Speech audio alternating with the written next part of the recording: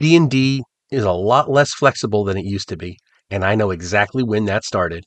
I'll talk about it today on Greyhawk Grognard.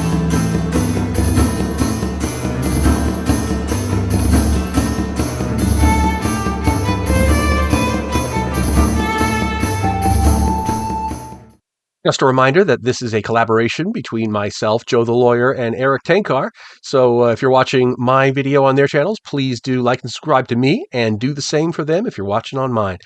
Now, on with the show. It is an incontrovertible truth that Dungeons & Dragons, the way it's played today, is much more homogenous than the way it was played back in the 70s.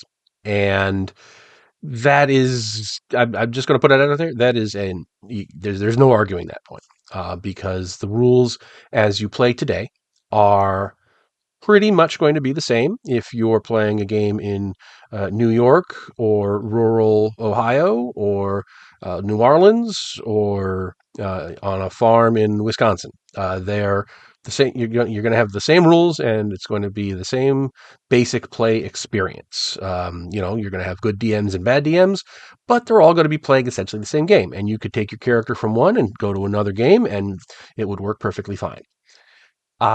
That is not how it was in the 70s. I say this, I did start playing in 1977, so I was on the tail end of this trend. But I was there for the time that D&D was much, much more of a Wild West. And I don't mean that in the Boot Hill sense of the term, but in the sense that DMs were going just bananas. Gonzo games were the rule rather than the exception. And look at something like Arduin Grimoire. That is a perfect example of this trend where you would have a DM who would take the basic box set, the little brown books, and the vague kind of rules, and just go. You'd have things in Dragon Magazine. You'd have things in zines like Alarums and Excursions. You would actually have supplements that were unofficial, like Arduin Grimoire, that eventually it turned into its own game. And this was just a different way of playing. If you had a game, if you had a character in a game at say Penn State, and you went home for summer break, and you wanted to play a game with your friend who went to Boston University, you might not know it. You might not have the slightest idea of what the other one's playing.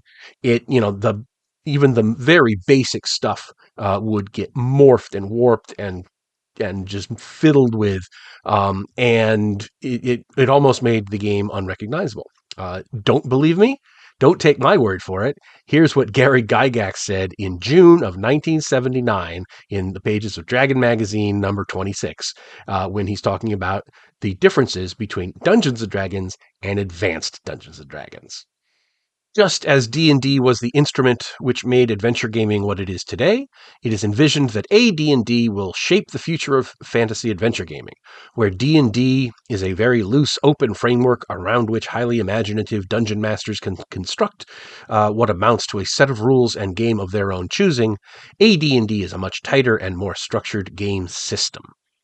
Because D&D allowed such freedom, because the work itself said so, because the initial batches of DMs were so imaginative and creative, because the rules were incomplete, vague, and often ambiguous, D&D has turned into a non-game. That is, there is so much variation between the way the game is played from region to region, state to state, area to area, and even from group to group within a metropolitan district. There is no continuity and little agreement as to just what the game is and how best to play it. Without destroying the imagination and individual creativity which go into a campaign, AD&D rectifies the shortcomings of D&D. There we are.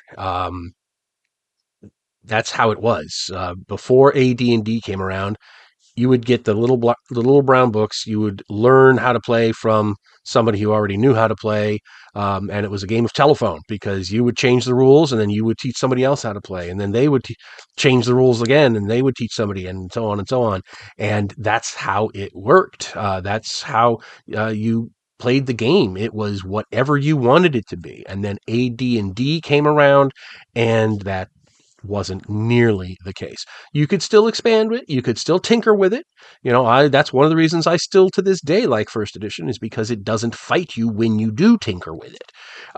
But you add new classes, you can add new spells, new magic items, new systems to cover things that aren't in the rules, that sort of thing. You can replace rules because they are relatively modular. If you want to replace the existing rules for magic item creation, boom, you can do it and it won't impact anything. If you want to replace the whole magic system, which is something we used to do, you could do that and it would still work. But it wasn't quite the nebulous proto-mass of a game that D&D, the Little Brown Books, was. And because the Little Brown Books forced you to do that. They were self-consciously designed to do that. AD&D was not, but it still allowed for it. And that's the critical difference. So it's not a modern thing at all. It is very true that D&D today is much more homogenous than it was in the 70s. However, it is also true that trend started in 1979 and continued on to this day. So it's not something we can blame WotC for. It's not kids today.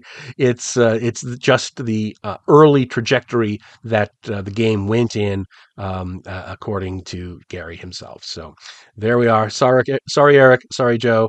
I'm pretty sure all three of us are going to disagree on this one. So talk to y'all later. Thanks for watching today's video. Please remember to hit the like button and subscribe to the channel. Below you'll find links to my Patreon, which helps make these videos possible. You'll also find the web store where you can buy my books, and my blog where you'll find all sorts of free downloads and other articles. Thanks, and have a great day.